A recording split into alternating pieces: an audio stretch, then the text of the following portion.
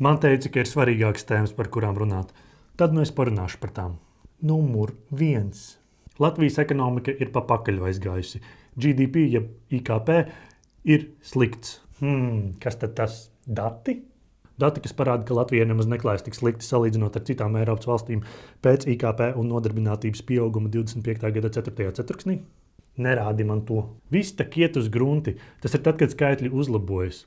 Un tie var pasliktināties tikai tad, ja, teiksim, kāda valsts vai divas uzsāk karu. Opā, ASV un Izraela. Bet nedrīkst par to runāt. Svarīgākas tēmas. Numur 2. Sinners klubs nodega un īpašnieks uzskata, ka tā bija nejaušība. Man šī tēma, tāpat kā visai Latvijai, ir daudz svarīgāka par 10 000 bērnu galināšanu, miljoniem vistu mocīšanu, par ko es uzdrīkstējos parunāt iepriekšējā video. Līdz Edvīns man pastāstīja, kas ir patiesās problēmas. Tad nu gatavojamies protesta akcijai pret uguni. Es teiktu, paņemiet līdzi ūdeni, bet es ticu, ka ar mūsu asarām mēs spēsim nodzēst visu. Numur 3.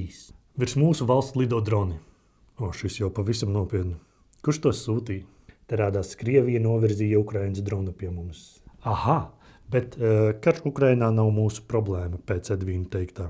Bet tas drons ir mūsu problēma. Bet tas karš Ukrainā nē.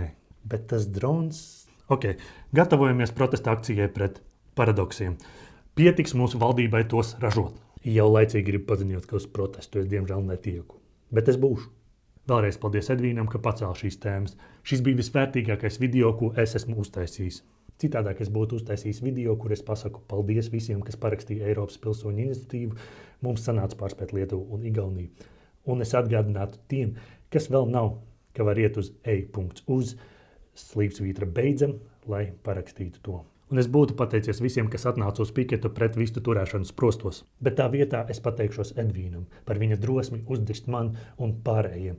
Pavēstīt, ka svarīgākais ir tikai viņam saistošās problēmas un ka mums vajadzētu runāt tikai par tām. Un, protams, par viņa pilnīgo bezdarbību ar privātu Instagram kontu un veseliem 0 ierakstiem, kur visi ir par svarīgām tēmām. Paldies, Edvīn!